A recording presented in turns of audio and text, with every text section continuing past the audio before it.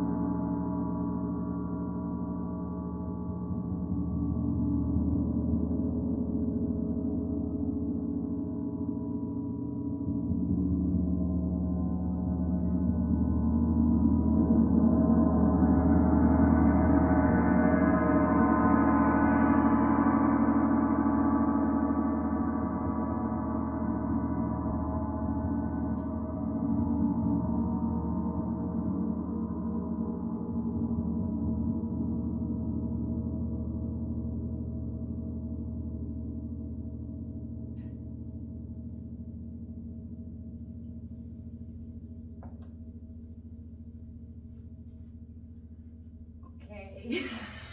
So what do you think so far?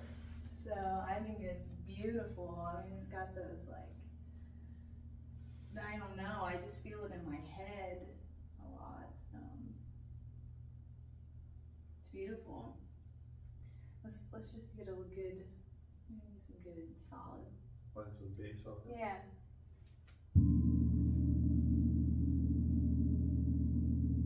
Now that you play the center and all? Yes. You do play Whoever the center. tells people don't play the center, shut up. Stop doing that. Yeah, That's where the tension is the most even in the gong. It is, well, it is the fundamental. And that's where you get the fundamental, and that's where you get the lowest frequency and the So most flexibility out of it.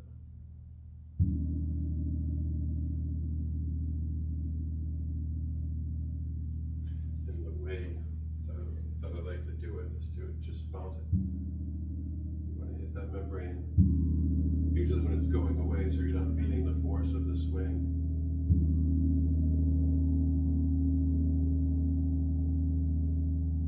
Nice. And gentle. I'm hoping that this is picking up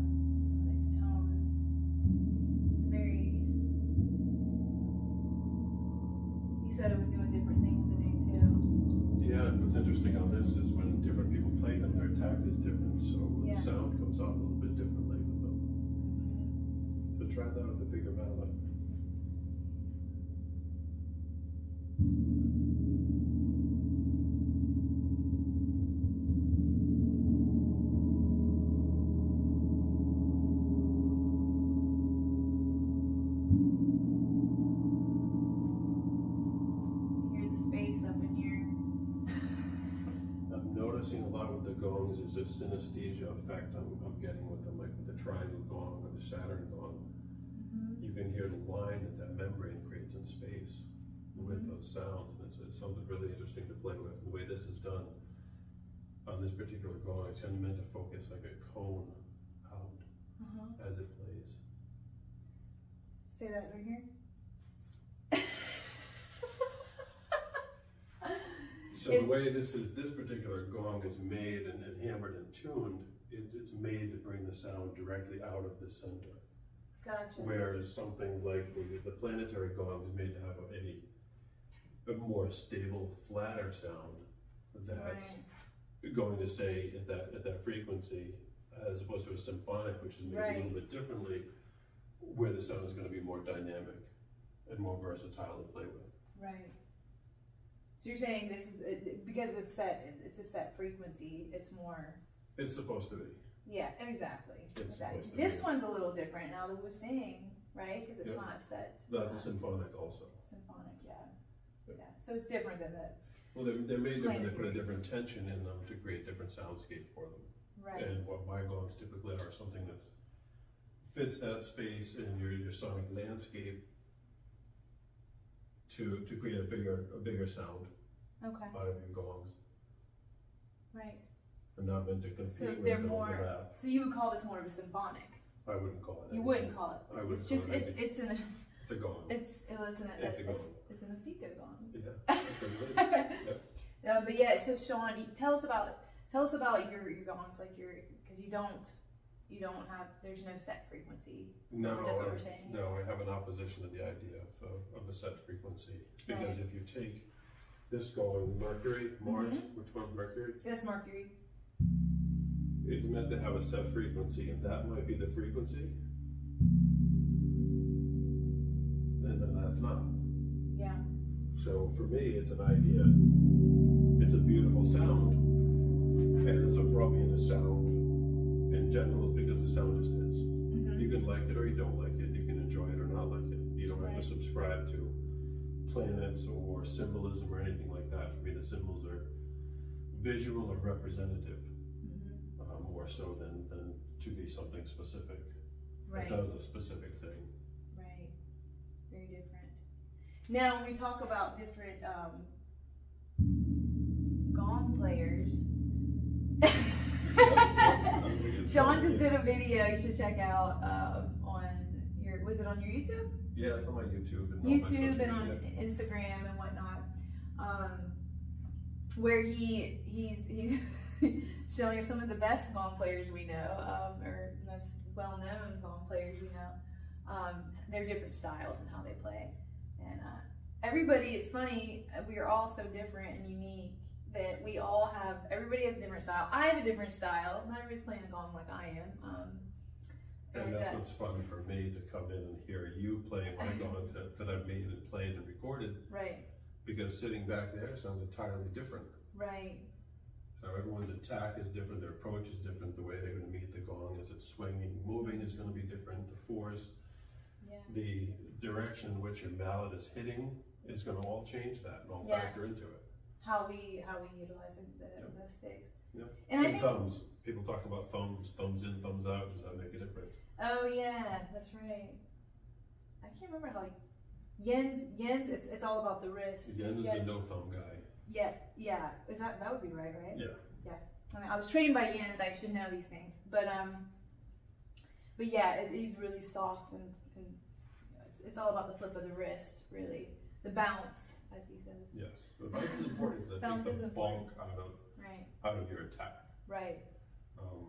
Some people like to hit really hard, and you hear from me, I hear the sound of contact, and I don't like it, and that's very displeasing. For me, if I'm playing one of my gongs or one of these, I want the sound to come from nowhere. I don't want to hear the sound. You don't want to hear the clank of the mallet on the gong. I just want to hear Very important. Come out of the ethers as it should. Yes. And I want you to play the center. And Shawn wants us to play the center, which is actually, excuse me, I have to fix that. Yeah, a lot of teachers will tell you not to play the center. I've had a teacher of mine in the past tell me really anywhere on the gong in my personal opinion, and as my own teacher, I'm all about playing every part of the gong. I mean, you could play, and even Jens, I mean, I'm playing the back of the gong, playing the rim, playing everything. There's something, different. It's totally different. The way the sound, I think, breaks through the metal is just different for the back. And it depends on the gong. Some are pressed outwards, some have an inward spec to them. Yep. Yeah, everybody's approach is that's one of the things I think is so cool and unique about it is we all make different tones and sounds with gongs. We all I prefer, like lately I've been preferring these mallets. These are what I kind of stick to, and these little guys, which you can get a lot of power out of these little tiny mallets too. But I don't know. We all just got a different flow. It's interesting. Yeah, and like even like with the bigger mallets, for me, I'm more opposed to those. Like if I'm playing if I'm just gently getting slow, soft sounds, then I'll play with those. But when I'm really playing and I'm into it, I want to play these mallets. For me, I want the bass. You like the bass? I like the bass because I'm a junkie like that. I want to feel that in my whole body. Yeah. I don't want to hear the crashy, the highs, and that shrill sound that's made all the old school players deaf. I don't want to bring that out of here now. I don't mind these mood lines. I love them. They have a very different timbre to them. And because they have a soft core, you can really start to pull that sound out with the minimal effort. Right. Yeah, you don't have to go in and powerhouse. If you went with a powerhouse on these, you'd be like, it would sound like crap. It would be, yeah, insane. You just. But the tones they bring out, so nice. Yeah, it's a more focused application of the pressure.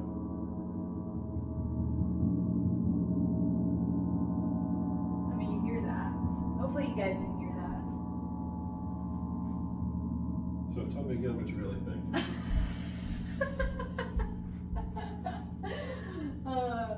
So yeah. So where can they find your gong, Shawn? ShawnAcetoSounds.com. I'm on YouTube and Facebook and Instagram under the same name. Yep, ShawnAceto.com. I'll put everything in the description. Yeah, Shawn Aceto Sounds. Shawn Aceto Sounds. Shawn, also you sell antique bowls. I sell everything. I sell crystal tones bowls and antique metal bowls. He's got lots of antique metal bowls that you don't talk about a lot, but they're there. I keep them all for myself. Yeah. People like to hoard their metal bowls, and I kind of do the same thing actually. Like I get them to sell, and then I want to keep them all. I think actually they're probably one of my favorites, like as far as instruments to play, is the metal bowls. Especially the antiques, because they have such a nuance to their sound. Interesting. I need to check out your collection. You can visit. Yeah. Yeah, one day I'm gonna go visit Shawn, and we'll show everything, showcase all the things. But we're really grateful that we get to experience the Black Sun. I keep wanting to say Black Hole Sun. Everyone does. And that's okay. Yeah, but it is. It was funny. I was listening to a teacher the other day, Seven Bomar, if you guys know who he is. But he was talking about the sun. He's a real esoteric guy. But he was saying how the sun is like a black hole. And it's like going through to the other side of like a different dimension. Anyway, I don't know where we're going with that, but maybe he's right. But it's interesting that, synchronistically you brought this. I just heard him say that like a couple days ago, and then here we are with the Black Sun. So very interesting. Yeah. So thank you for bringing that. Doing a video. I drug him to do this video, so here we are. But yeah, check him out, and I will be posting more about his things. Maybe we'll do another podcast here soon. He is a gong maker here in the U.S. There's only a few, so very, very special person. This is VIP right here. $500 now. All right. So, thanks for joining us. Thank you. Yep.